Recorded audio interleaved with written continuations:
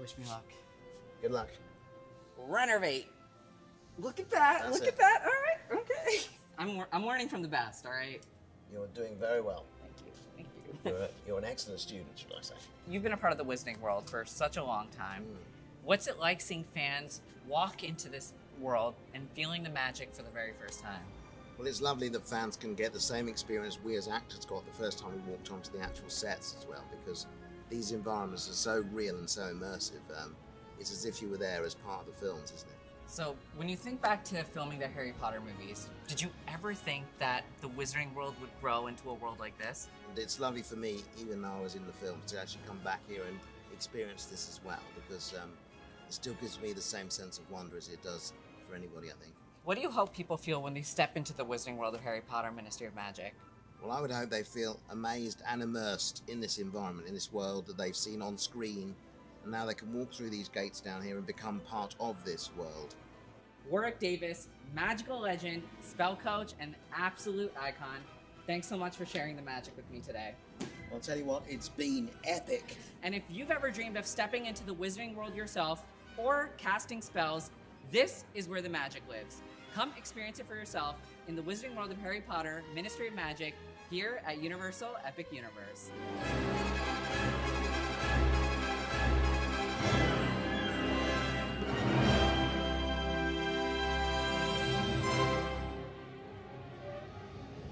So we're just a few minutes away from the moment in time, an incredible, spectacular closing to our night. But we had someone sneak in at the last minute over here. Universal royalty, dare I say, over here. A universal celebrity. Yeah, yes, a universal celebrity for sure. Patrick Braylard, lovely to have you here, Patrick. It's wonderful to be here. How are you feeling tonight? You're walking around. I mean, the emotions tonight, I feel like, are just running so high. It really is. It's a culmination of almost a decade's worth of work for the entire team, and there's been so many people that have touched this park, so it's really a joy to watch people's faces as they go into each portal and experience the world. Yeah. As guests walk into Epic Universe for the first time, what do you hope they take from it? How should they feel? I don't know about when they first walk in, but I know the lasting memory that I'd like them to take with them. I love the idea that people are building memories. I mean, we're going to be the inside joke at a Thanksgiving dinner. Yes. We're going to have all of these different types of memories that people spend their day or their week here experiencing in Epic Universe. Is going to be something that they're going to take with them the rest of their lives. And that's something that we've always striven for as far as the stories we tell. Yeah, so much hard work has gone into this park, from construction crews, from the creative standpoint, getting everything ready, team members, everything. Yeah. I mean, it must be incredible seeing it all just come to fruition, come to life. It is breathtaking when you watch the look on people's faces or the tears coming down a grown man's face as he sees something for the very first time. Thank you so much, Thank Patrick. you. We appreciate you being here. Let's move go. on to the moment in time, everyone.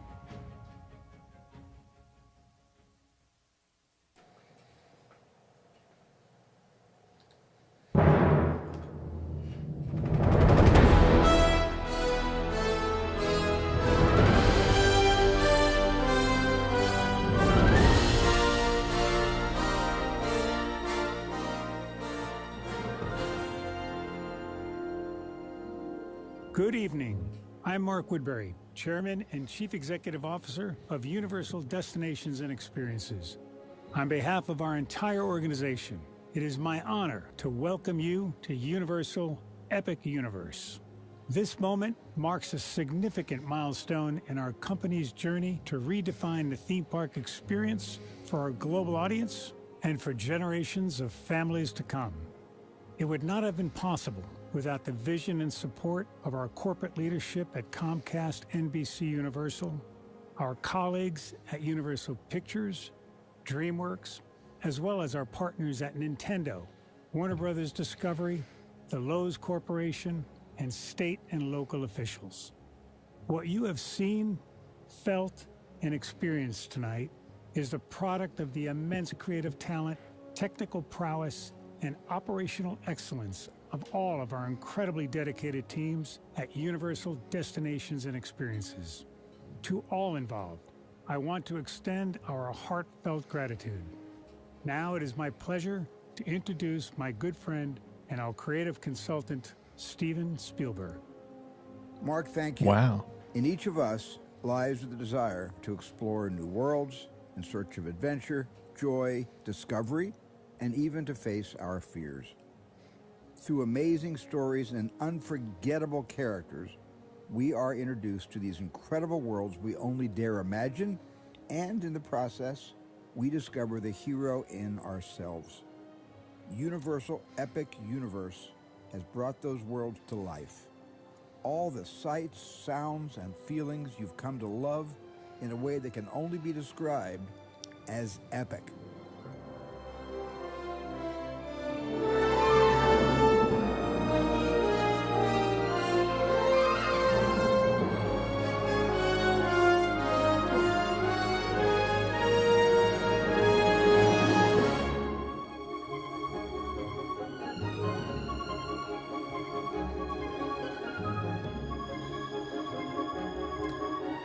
It's a very ET-esque theme song here.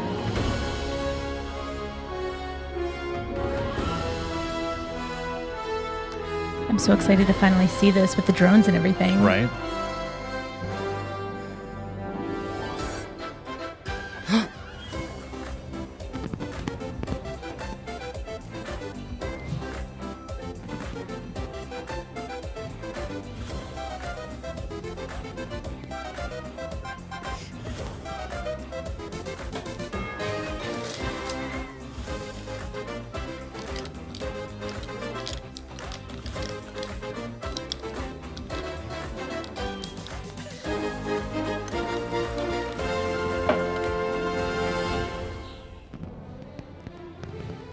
That was fun.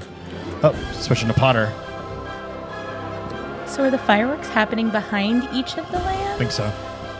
The worlds? That's really cool.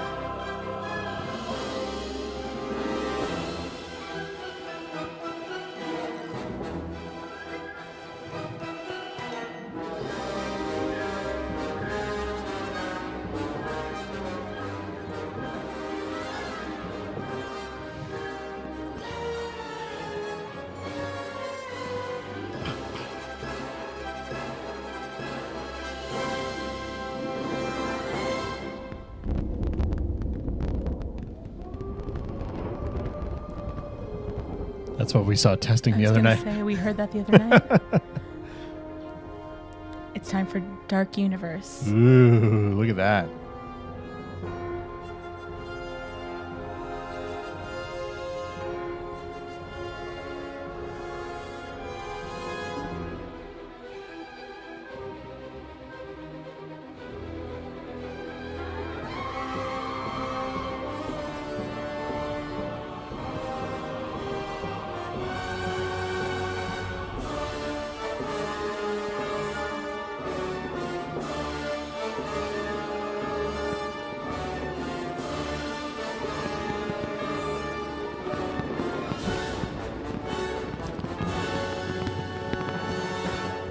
Look how good that park looks at night. I'm just going to keep saying it until they start closing the park at 11.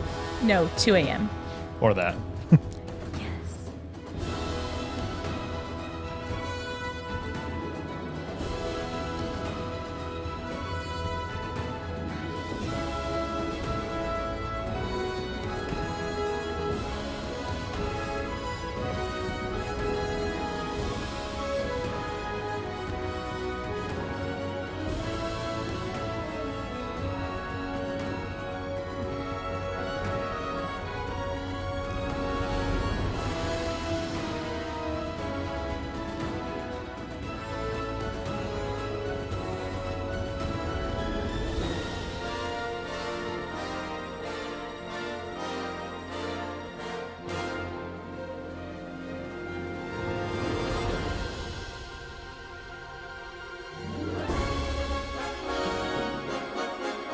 Oh, look at that. Hey, drones.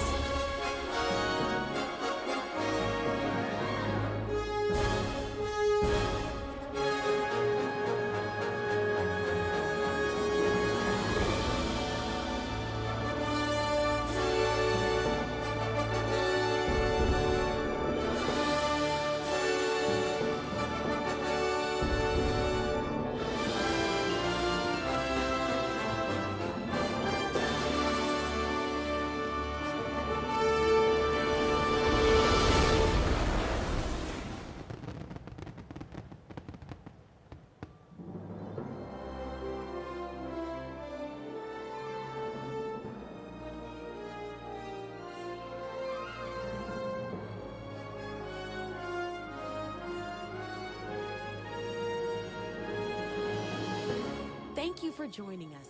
This memorable evening would not have been complete without you. We hope that the memories Me? of tonight's celebration will stay with you until your next epic adventure. Well, everyone, I genuinely Yeah. the entire thing. Back to these guys. That was awesome. What a great show. It'd be so cool if they were able to do that every night. Or at least something similar to that every night. Because, let's be honest, Disney rules the fireworks everywhere. If they could pull off something even a third of the scale of what we just watched every night at the park, it would be worth going for that show. That's very true. The only thing about this is like if they were to do that, it has to be longer than 5 minutes. Sure, yeah. Like yes, 100%, but like But if it was anything close to just doing a really cool like World of Color-esque water show in the fountain in front of Helios with some fireworks behind Helios, that would be worth watching at the end of the night. For sure. Definitely would. I love that they did something fun like that. I definitely wish it was longer because that was gorgeous and fun. I just wanted to see more. Yeah. Yeah. That live stream was really long. We ended up stopping. I was not anticipating it being that long and was not anticipating the fireworks being at 10:15, but we stopped it. We're back. Here we are.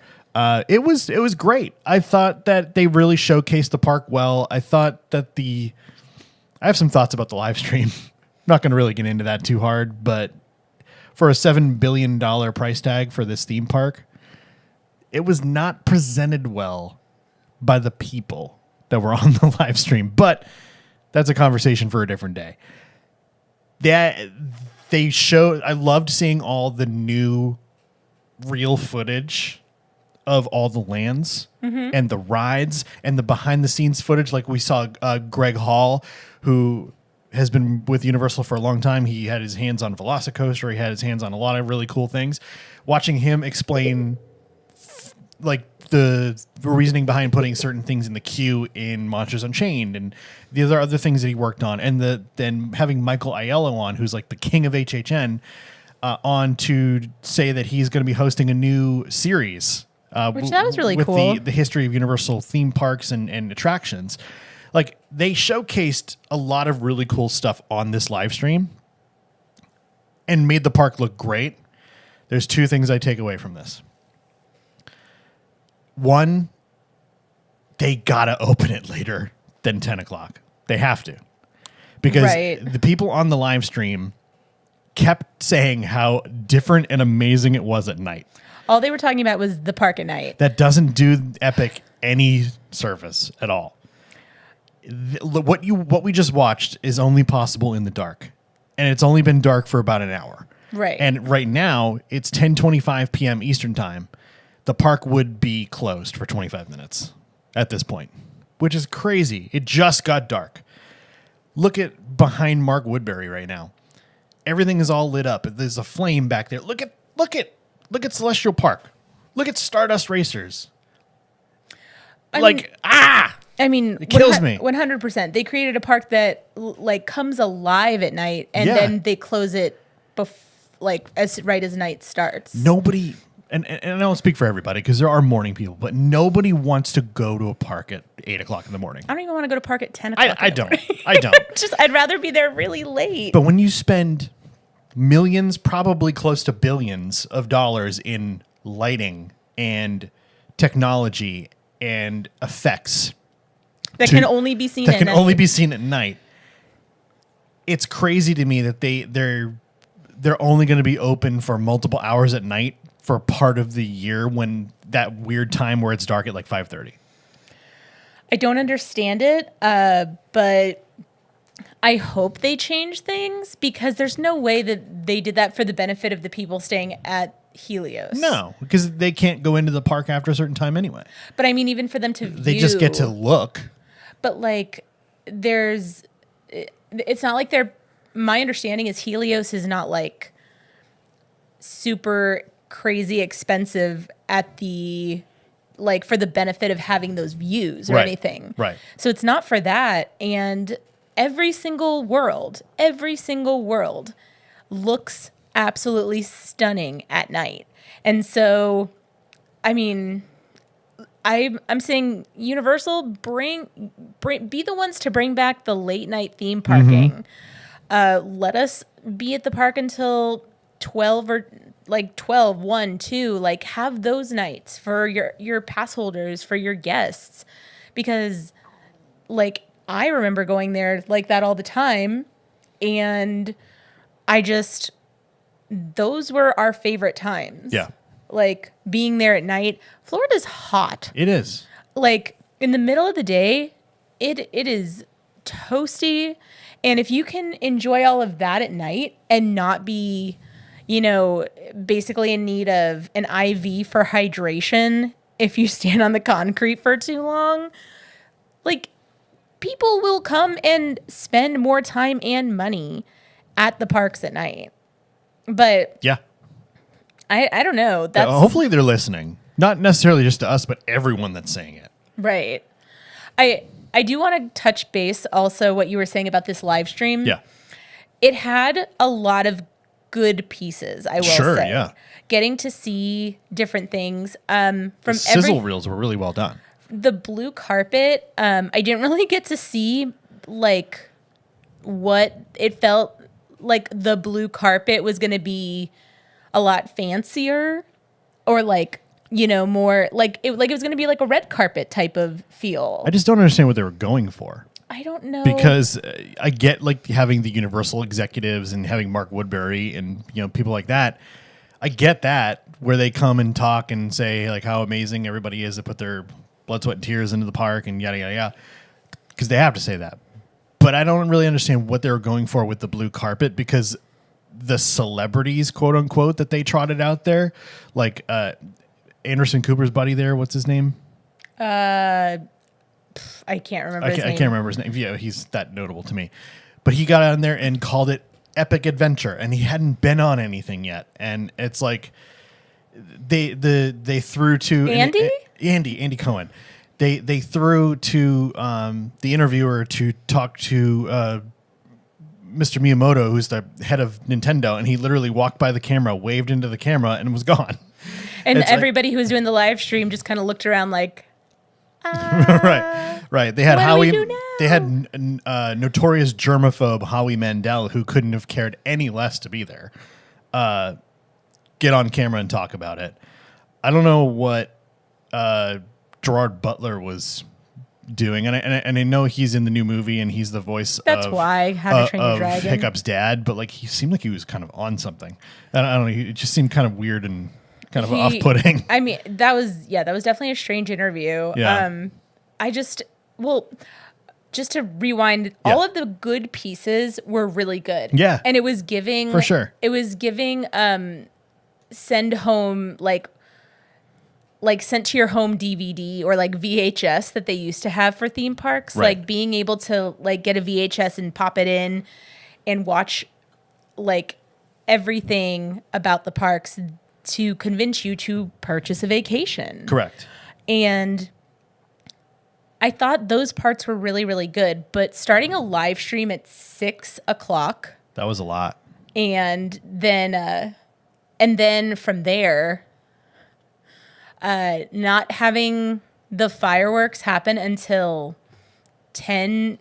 So apparently they Yeah. kept saying 10:20, but the fireworks actually started at 10:15. Yeah, they started early. And the only reason we realized this is a travel agent who we follow and is usually very much in the know, named Connie. Yep. She did a really quick live update on Facebook, and I logged in and played it, and she said they keep saying 10:15. I was like, well, we heard 10:20. Like anytime we would ask in the chats, Communication was a little wonky. so it was really hard to like find out exactly when that was.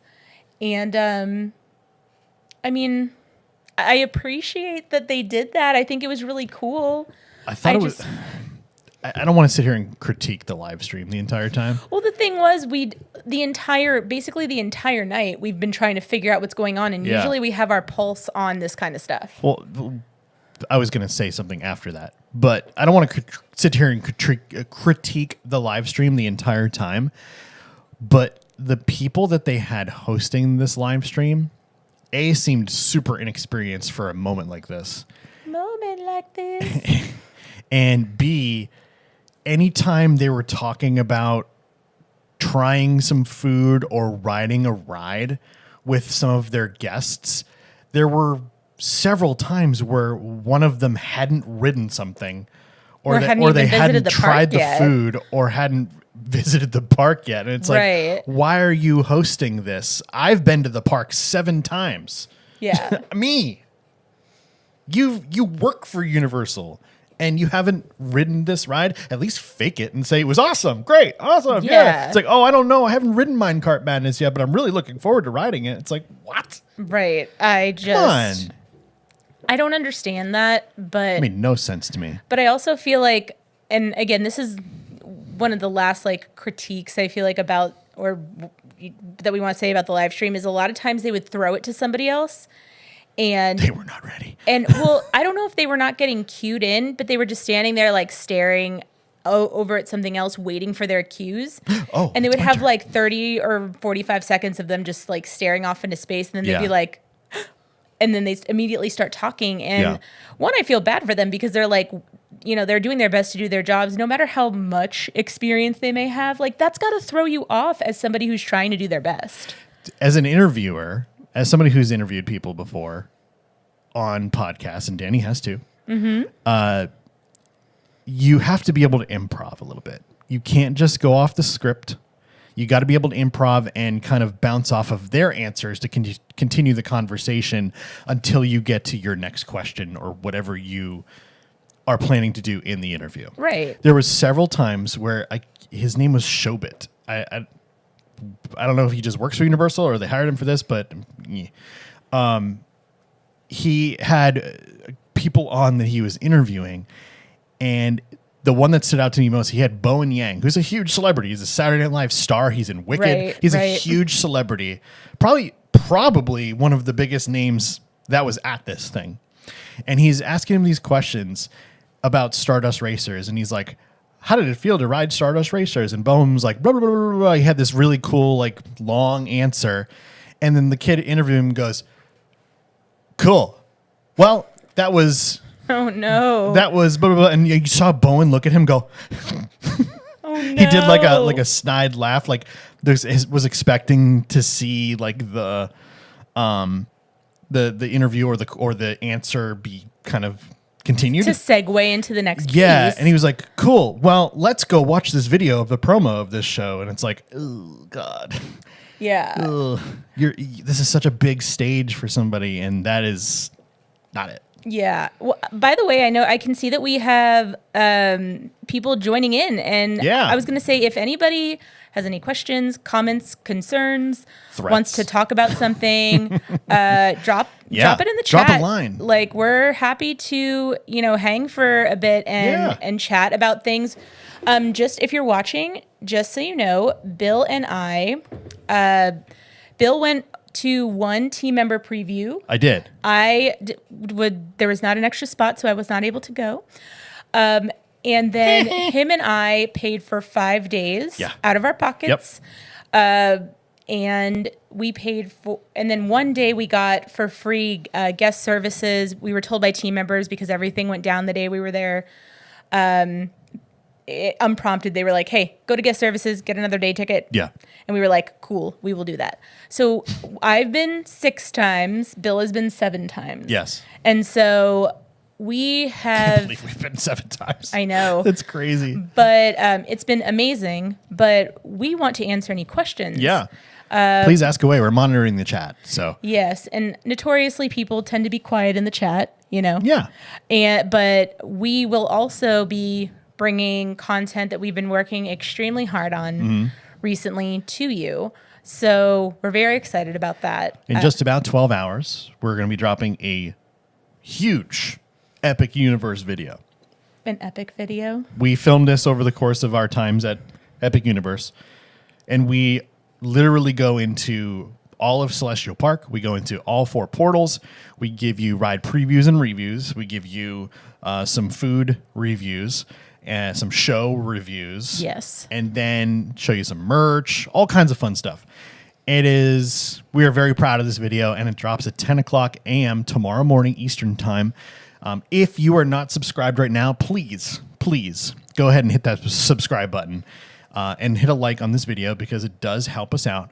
But we are exponentially growing our subscriber base in the last couple of days, so we want to keep that momentum going.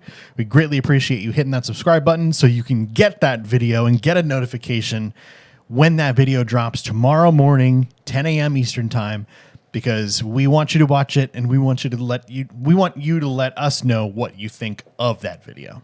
Yeah, and we do think that Epic Universe is worth getting to learn about all of this before you go. So when you go and visit the parks, that you can have the best experience that you can have. For sure. So when you go, you know exactly what you're looking to do. I will say that the very first day that I know you went one day before me, when my first day at Epic Universe, I felt like I was so overstimulated that my brain, like almost like I had taken my brain out of my skull and bounced it like a basketball and then electrocuted it. And then it felt like I had so much stimuli. Yeah. Because there's so much to take in. And even like Super Nintendo World, it's absolutely incredible, but wow, is there so much going on? And like the more I would step in there, I would be like, okay, like I'm taking it all in, but like every single, like the first day, just taking all of that in, it's a brand new theme park and there's so much to see. So like we really want everybody to be prepared for what they want to do when they visit the park to make the most out of it, because I do think it is a lot, a brand new theme park. And we don't want anybody to use their day in a way that they look back and go, oh man, I wish I was ready and kind of knew a little bit more what I wanted to do. Yeah. But shout out to Pete McDevitt show listening Hello, live. Pete. Evening to you too, sir. How's it going? we just watched the live stream. We did. Saw some drones, saw some fireworks. And That was a really, really impressive show. I love drones. I think drones are magical. They are. And honestly, when it comes to drones, I just think that there's something so cool about creating art out of dancing computers in the sky. Right? Like, Right. and then they create the coolest things in the sky. Like, if you just look up drones online, the things that they can do with these it's drones. incredible. It's unreal. And I love that they spelled out Epic. Yeah. Do you think that was supposed to be a portal over the Epic? That's what it looked like to me because the lights were moving. I just didn't know because it was like a portal, but it didn't have The portal like was over Helios. Right, but it didn't have like a thing. Like everything else had a thing coming out of the port. I guess a portal is kind of like a tube Sure. that you walk through. Yeah, it's like a cylinder you walk in. Yeah. I thought it was great. You look, but like you were saying about drones, look at Cinesational over at Universal Studios Florida. Like drones add a lot to that show. So much to the It show. is a great water show, and the music is incredible, and the visuals are awesome on the water screens. But adding the drones is next level. Look at the drone show they had at Disney Springs last fall. I missed that show. That was amazing. Look at the freaking drone show they just had for the announcement for Abu Dhabi Disney. Like they built a whole damn castle in the sky. Yeah. Like that is.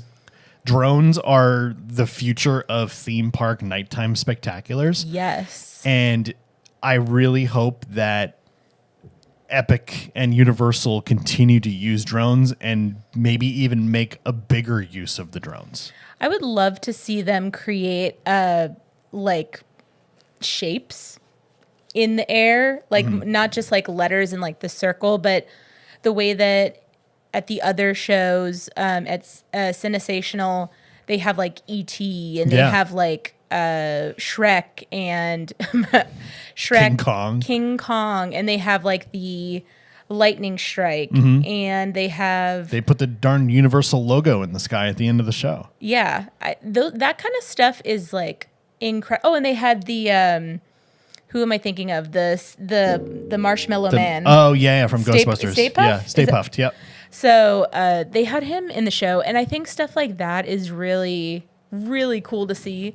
So I hope they do continue to, invest in Yeah. shows like that. I do know that there is like the cost factor, Sure. and I do know that there's also like, I don't really know how a drone show has to be operated, but Generally, there has to be a start and end area. So there has to be like a large pad almost where they can kind of like line them up for liftoff. So that's something that will definitely need to be a thing if they're going to do a drone show. So there's got to be like somewhere in one of the expansion pads or in like a backstage area where like they can stage the drones. Because over at Disney Springs, like they staged the drones over across from Saratoga Springs. There was like a Right. big grassy area over there.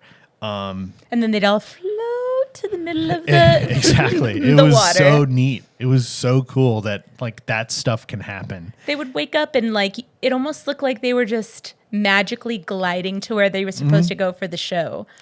And then but you need something that nothing's gonna land on anybody. You can't be flying them over guests, in the basically. Yeah, because I mean, flying things like flying giant machines through the air, like you're worried about weather, you're looking at if anything like malfunctions and something falls down, you Yeah. got to make sure that there's nobody underneath. I mean, there was an incident in Orlando last year where a drone fell out of the sky and hit somebody, and it wasn't a good situation. It was not at a theme park. No, it was down in Lake Eola. It was downtown Orlando. But it was a very well-respected drone company. But, accidents happen, but you can't fly the drones over the people. You just, Yeah. It's not a good idea. Yeah. I did want to also say that I am excited to see what changes as we watch Epic Universe open for And like grow. like officially, because since team member previews, then everybody else has previews. We have been kind of under the guise or whatever, however you would say that, of this is a technical Yeah. rehearsal. Yeah, there's no more technical rehearsal. Yeah. It's so- open tomorrow. So now that we're officially open, what does that look like? What changes? Are we Crowd control, all kinds of different things. Like they're not going to have the virtual queue for Harry Potter and the Battle of the Ministry anymore. good? Which is good, but that also means we're going to have 150 to 300 minute lines every day. Right, but So you win and you lose. so 2 of the days we went, we were on our phones waiting for virtual queues to drop, like as though, our life depended on it. It was a very unpleasant experience. It was very stressful. And then the rides kept going down. And then the last 2 days we visited, we didn't have to worry about that. And it was so wonderful. It was nice, but the ride was closed. So that wasn't that wonderful, but it was nice to not have to worry about constantly checking, or if the app refreshes, then I'm out of the selection process of the virtual queue. It was just, Right. It was nice to not have to worry about that, but the ride had to be closed to stop that. Do you think that tomorrow they will have a virtual queue? No. You really? Nope.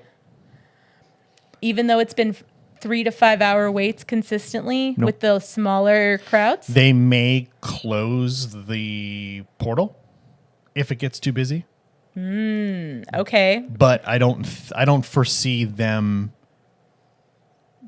instituting a virtual queue again with how not reliable that system is. Yeah, we did hear that, and you can see on the website that they've said that the virtual queue may be implemented to go into the worlds, like each individual portal. We have not experienced that. We don't know if that's something that could be implemented, but we're hoping that maybe that would be something, if they're going to implement that, it would be further on down the road. Like once they're more, get all the kinks out from once they're officially open. Because like once they really up capacity to the max that they can take, I can understand how they would want to, you know, make sure that everybody's dispersed more evenly just for guest experience overall. But Yeah. I would hope they would only use that in scenarios like holidays where everybody and their grandma and aunt and cousins and uncle and their old babysitter is here. Like everybody who they know is here. That's when you want to use it. But It'll be really interesting to see as time goes on and the max capacity of the park is increased and what those portal entrances look like. Do they close them? I feel like Nintendo would be the first one that they would close just because everything is so tight in there. But I don't see Burke ever closing for the most part. Maybe Monsters because it's not, or Dark Universe because it's not huge, and Harry Potter solely because of the line for Battle of the Ministry. I will say I have one thing about Burke that I'm curious how they're going to handle, and I'd like to watch tomorrow. Yeah. I think that meeting Toothless and Hiccup, and sometimes Astrid and Stormfly are in that meet and greet area. That has gone all the way up with the lower capacity to 2-ish hours. Wow. And so it goes all the way from all the way through the line, all the way out and out past the bathroom and where that ice dragon is. Wow. So from what I have seen. Now, if you have a higher capacity, how are you handling that? Like, because there's no shade. It's just on hot concrete. And is it going to turn into like a Grinch situation where when they have the meet and greet with the Grinch, at one point, I think it was 7 hours. Jesus. And I made friendship bracelets for That's the it. Grinch. I'm not going. I literally made friendship bracelets for the Grinch. Yeah. And I never went because I was like 7 hours. No. Yeah. I can't. I don't know how anybody That sounds could awful. do that. But also, I'm just curious if we're going to have a Grinch situation. It's very possible. In terms of the meet and greet, because that meet and greet is so gosh darn magical and wonderful and unlike anything in any theme park. I know people want to go do that. Yeah, we'll see what happens. But from what we've heard unofficially, they're going to be starting with lower capacity. More capacity than the previews, but not like full-blown fit everybody you can in here capacity. Right.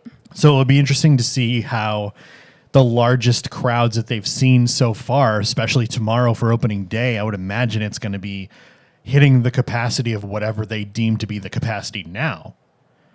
It'll be interesting to see what 20,000 or 25,000 people in that park looks like.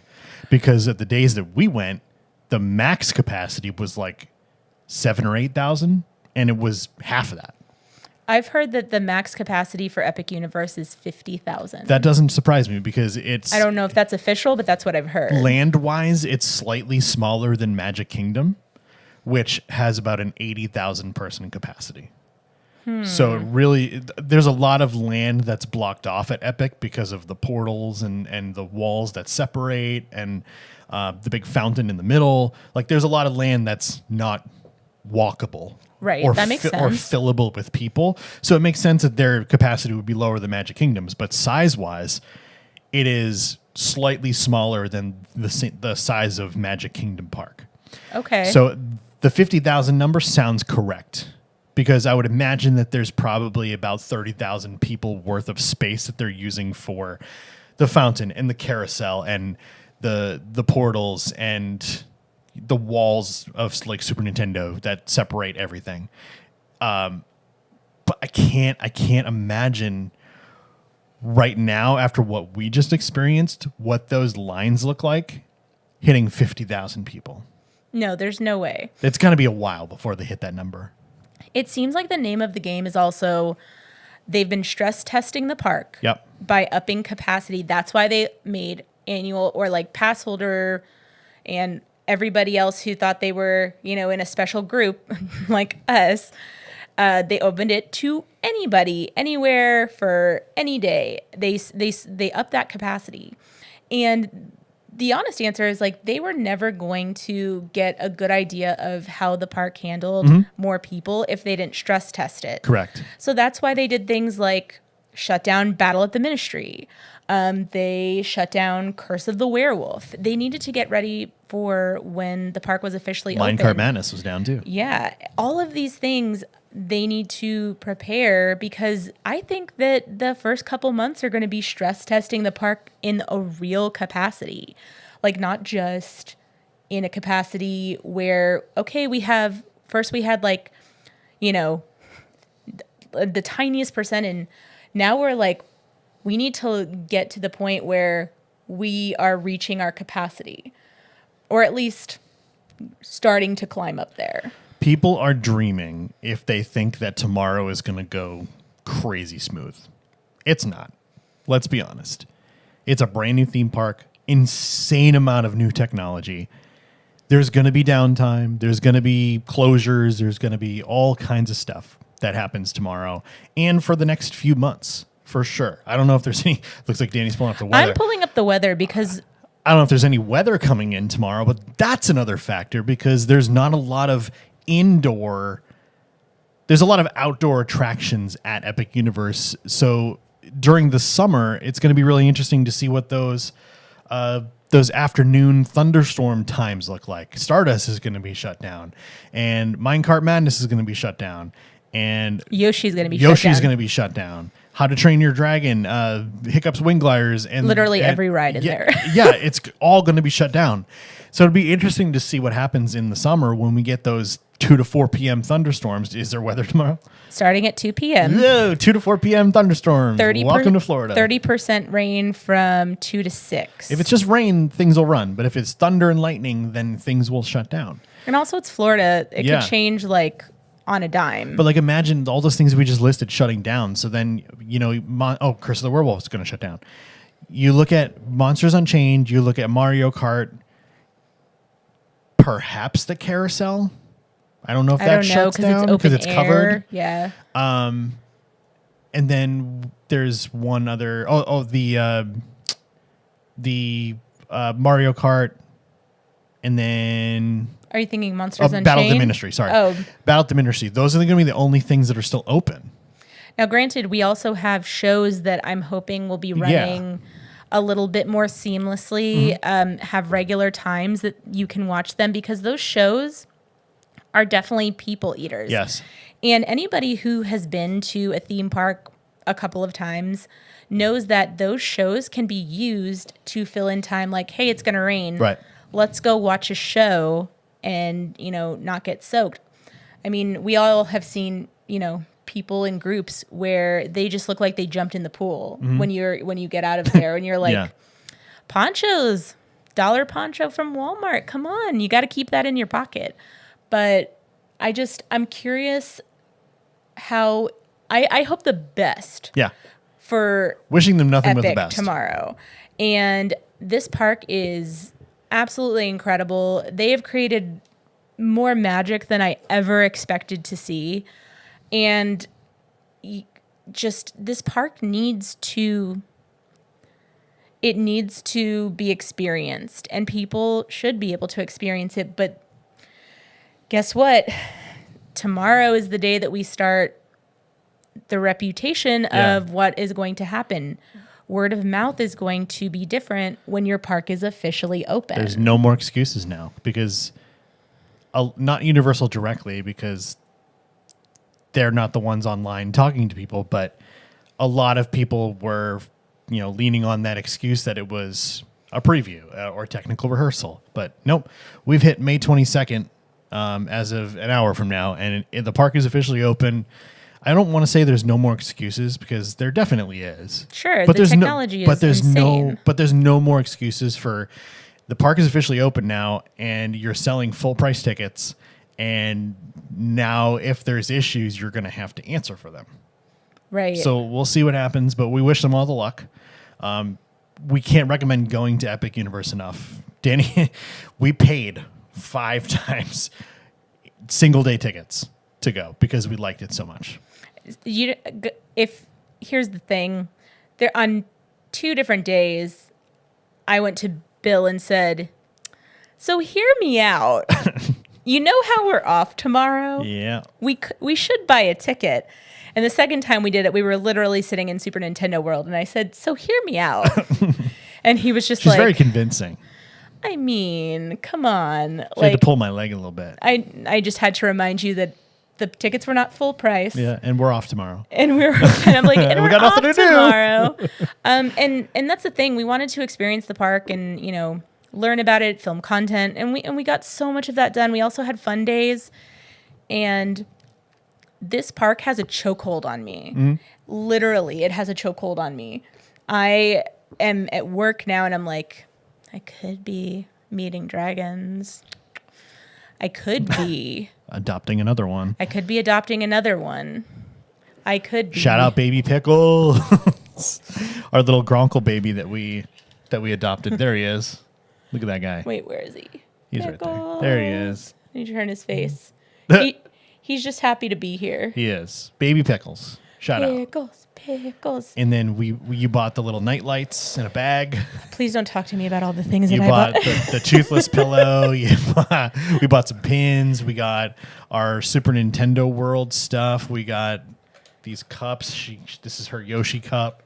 Honestly, I got my Mario cup. I've been telling I Bill got the that freaking popcorn bucket. we need to do a haul so that you guys can see what we bought. There's all sorts of amazing stuff, and I think we're gonna have. Excuse me. I think we're gonna have to do a haul because I want to show the kind of merch, because that's what I would want to see. Like, what did you buy that like you needed while you were there? Like, what did you get? Souvenir refill mug. I mean, that's more for survival. This is the best bang for your buck in the world, by the way. In the whole Epic universe. Yeah. This is the best bang for your buck. It really is. If you like drinking things other than water, it's the best bang for your buck. Also, if you turn it around, show that it says, Oh yeah, it says this one. grand opening 2025. Yeah. Da-da-da. It says grand opening, and I'm sure that they'll have different ones as time goes on. Probably one with like a bunch of characters that exist in the parks. Yeah. But think about it. I mean, you buy a Powerade in the park for like $5, a bottle of Powerade, and granted, the first time you buy the cup, it's like $20, but it includes the day's worth of refills. But if you refill it or if you reload it another day with our pass holder discount, it was like $9 and change. Right. And we no less than like 10 to 12 times filled Powerade. So it was just like, it's so worth it. Yeah, and that's one thing that I feel like is it helps your survival. Yeah. 'Cause it's hot. Yeah, it's very hot. There's just so many things, but I feel like I'm excited to one, continue sharing all of the things that we have. I'm excited to go back whenever that is. I also just wanted to touch on, did we touch on this already? When we think that it's going to get added to annual passes? We did on our other Earlier, yeah. So if you do not live here, one of the cool things about either living here or even living further away is if you want to visit the parks more frequently, you can invest in an annual pass. When you break it down, generally, it's going to save you money by buying an annual pass and then just making sure that you come more days than it would have cost for like you to pay for. Right. Like So it's kind of like your a cost break-even per point. days. Yeah. Yeah. Now, right now, Epic Universe is going to be between probably like $150 to $180. So more than we were paying. Yeah. An annual pass right now for 2 parks, it's like about 80 something, right? A month. You need something a month for Universal. So we are hoping that Epic Universe gets added as an option to the annual passes sooner rather than later. I'm thinking that it's going to be August once kids go back to school. I don't know if that is correct. I also know that they are not allowing anybody else who got comp tickets to use them until August. Yeah. So that tells me that capacity is Maybe. expected to drop significantly to Or where, attendance. well, yeah, attendance, you're right. is expected to drop in August. So what is your guess? I'm going to say September. That's my guess. I think that after the summer, when the kids go back to school, you're just not going to see as many families and people going there, especially during the week. And Epic Universe is a $7 billion investment for Universal. They're going to have to make that money back. And if they're not making the money off of single day tickets and the people who are coming in, there's pass holders like us who are going to come in and go get a butterbeer crepe or fill our refill mug or go buy something else that's new. And we're going to spend money on, some people are going to spend money on parking. Some people are going to spend money on whatever. Annual pass holders, If you give me more dragons to adopt, I'll adopt more dragons. whether any of the parks admit it or not, annual pass holders are the lifeblood of the business. Yeah. Because there's so many people that they're getting guaranteed money from that visit more times during the year than anybody else for the most part and spend money every single time they come, pretty much every single time. On top of that, both Disney and Universal that we have annual passes to received our money. Yeah. And guess the only theme park we went to the last month was Epic Universe. Correct. So they have guaranteed money that they get. And I would like to see them add it because I don't anticipate purchasing an Epic Universe single day pass unless it was like, you know, friends or family are here and they're like, this is They their one day at desperately want to Epic. go with us. Right. And I'm just hoping to see that sooner rather than later, but I definitely know that's a little early to be wishing for that. We're not even in the actual day. Right. It's not even at It's not midnight. even opening day yet. At midnight, it's opening day. 56 more minutes, and then it's opening day. I can't even say that yet because it's not even opening day. Right. But yeah, I'm going to be watching very closely tomorrow. The wait times, I'm going to take what people have to say online with a grain of salt because I've heard people say stuff and I'm like, you're just complaining to complain. Get out of here. You don't even like theme parks. Like, why would you go to a theme park if you don't enjoy the experience? Yeah. So definitely take some of that stuff with a grain of salt. But I want to see this park thrive. It's only going to get bigger. There's expansion plots. There's heavy rumors that Dark Universe expanding. There's heavy rumors that Nintendo expanding. There's heavy rumors that Potter expanding. It's only going to get bigger and more epic. But the better the attendance, the more money they make back quickly, the faster that stuff is going to come. Yes. So they're going to want to get people in the door.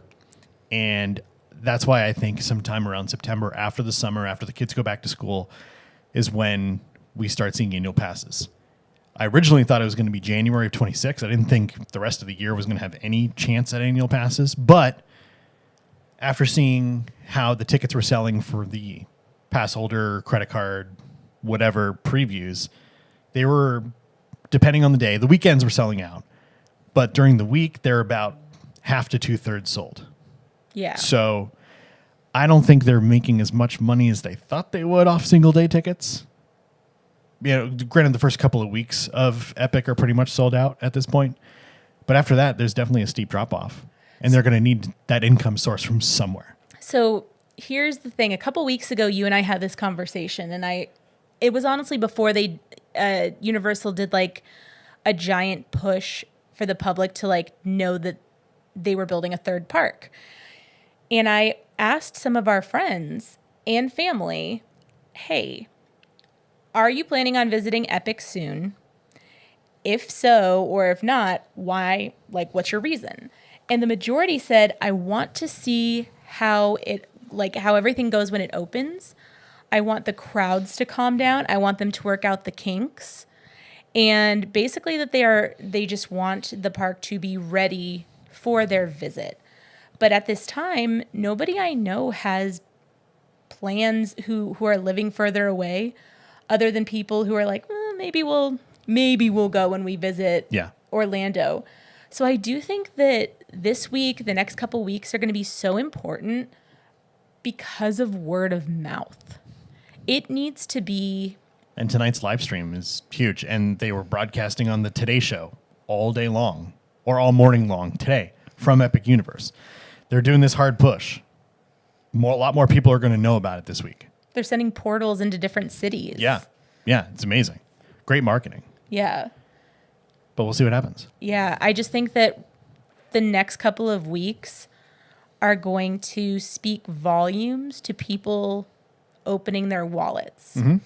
Because I will say that I did not plan on buying We opened our wallets. 5 days. When they first announced paid previews, I was like, offensive. I don't like that. A preview should not cost anything.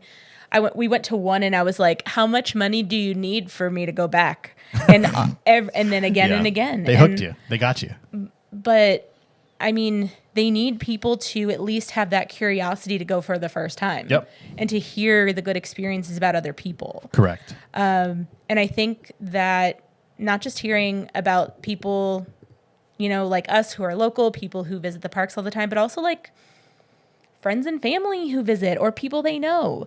How many people do you hear who are like, oh, my neighbor went Yeah. and they had a great time, or my cousin's sister's teacher went Right. and Yeah. they said that it was terrible, or they said it was amazing. Those kind of things stick with people. So I do think that, like, let's go, Epic. Come on, like, let's show the world what you created, because I'm in awe. Like I said, it has a chokehold on me. Yeah, and it's important for them to get content creators in the door too. And there's no more invited events or anything for a while, I would imagine, where people are coming out for free. We didn't get invited out to Epic Universe, but we spent our own hard-earned money to get into Epic Universe. Mm-hmm. And after spending so much hard-earned money, unless I'm getting an annual pass, I'm less likely to go back and create more content in that park. So the faster they can get us to spend money on an annual pass, the more times I'm going to visit, the more free promotion that they're going to get from content creators like us. Yeah, and here's a point that if you're not Bill or I, you don't have this conversation super often, but Disney has embraced the content creator, people's ability to film, Yep. vlog. It's free publicity. It is free just advertisement. Yep.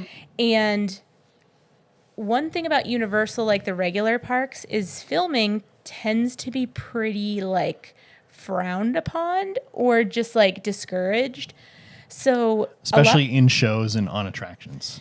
yeah, so a lot of times people are like, I don't even know what's at Universal unless they've been. And you know, when Disney opens something, they invite people out. There's on-ride videos.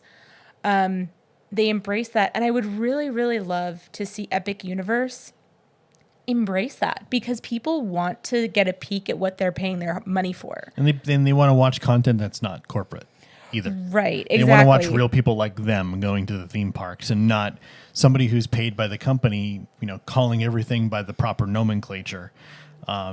Where you're saying things like, oh, this is welcome aboard Monsters Unchained, the Frankenstein experiment. Nobody's going to call it that. Everybody's going to call it Monsters. Or you're going to go to Harry Potter and the Battle at the Ministry. You're just going to either call it Potter, or you're going to call it Battle at the Ministry or Ministry. Like, they want to watch people who are having a real experience just like them. And the more of that Universal allows, obviously with limitations, Yeah, of course because with limitations. there are things you definitely shouldn't be holding an external camera or anything Or on. even filming so people don't get disturbed. Yeah. And not interrupting the daily experience of another paying guest. Yeah, exactly. Like, don't walk amongst the people with a 6-foot selfie stick in the sky, like, or bumping into people, or standing in front of them for a nighttime show. Like, be aware of your surroundings if you're creating the content, and nobody's ever going to be mad about it. That's how it works. And it's not just content creators, it's people who like go and film something on their phone and post it to like their Facebook for their friends and family. Right. Or post it to their Instagram, even if it gets like, you know, a couple likes or views just from their close friends and family. That's real. It's a couple more of likes and views than they had before. Yeah, that's real experience. And the thing about that is people look for that. Like you said, the corporate side of that is so real, because it's almost the same thing as like when you see a food commercial on TV, that like a burger looks beautiful. A Big Mac looks delightful. That is art. It is fluffy. The pickles look perfect. Yeah. The lettuce is fluffy. The cheese is melting. When you get that burger from the drive-thru, Yeah. I am telling you, it looks nothing like that. And people know that it's not going to be that perfect commercial burger experience that they're getting, but they'd like to know that it's something close or similar. That's perfect analogy. Yeah. Perfect analogy.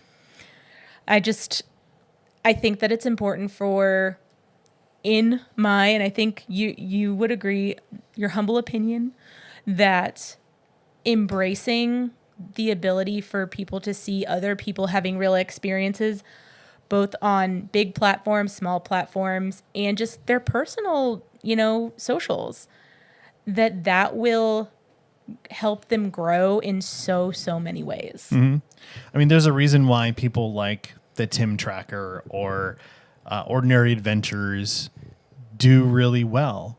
And there's a reason why the Universal Orlando Resort YouTube channel, nobody really watches that kind of stuff because it's all corporate. But when you're getting real experiences from real people, and granted, they get invited to things, but when you're getting their real experience and not an experience from somebody who's literally paid by the company to create that content, you're just getting a more genuine, realistic experience, and that's what people like to watch. And the people watching that are your future customers or they're your current customers. So they need to, like Danny was saying, embrace the content creation and embrace the free publicity that they're getting by people who are passionate about going to theme parks and checking out the newest stuff and showing people what brings them joy, because they know that there's thousands and possibly millions of people out there that will also get that same joy by either watching their content or eventually coming here because of that content. Yeah, and we live in a world of apps like TikTok where one video overnight or in a matter of hours can get millions of views. The Toothless Meet and Greet, millions. And the baby dragons at Burke, millions. People interacting with Igor. Just those kind of things have gone viral. And like, I just think that embracing that, giving more opportunities for that is huge. Because let's be honest, the other parks, they're immersive, but they don't have the kind of immersive experience that they've really brought to Epic. Like, they've upped the ante with this park. Yeah. Like, we've been multiple times, and every time we go, we notice new things. I mean, we're not veterans by any means at this park, but I mean, it's just so immersive and so detailed and just made with so much love. Like, I guess I just can't say enough good things about it. And I went in with a very open mind.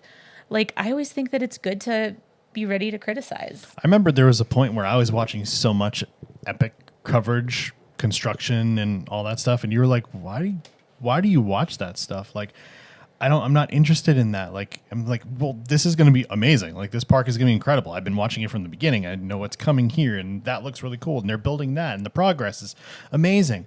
But once it opened and you had a chance to see it, now you're like, this is amazing. So for me, you had the chance. Yeah.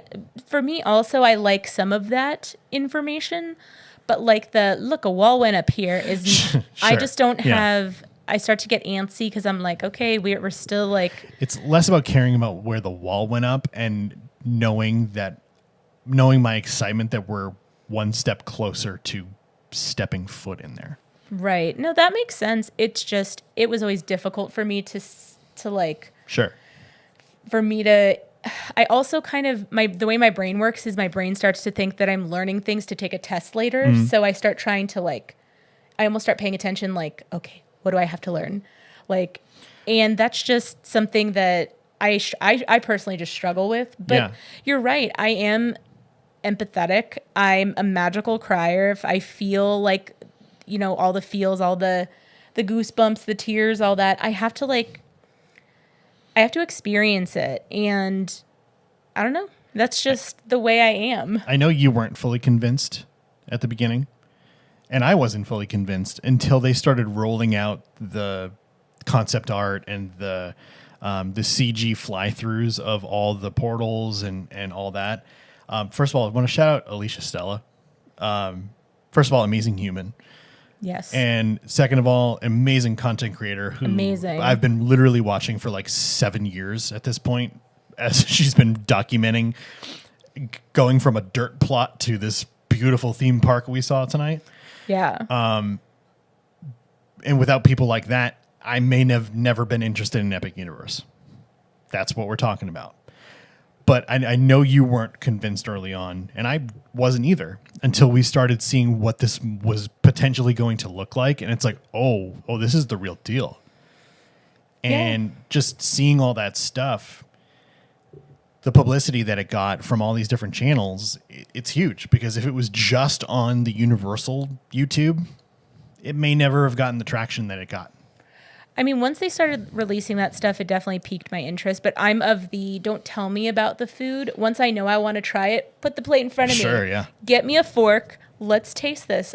Now let's experience it. Mm-hmm. What does it taste like? And that's just, I don't know. That's just the way I work. I need to experience it. Yep. And also, How to Train Your Dragon was not something on my radar because Nope. I'd never seen it. Nope, same.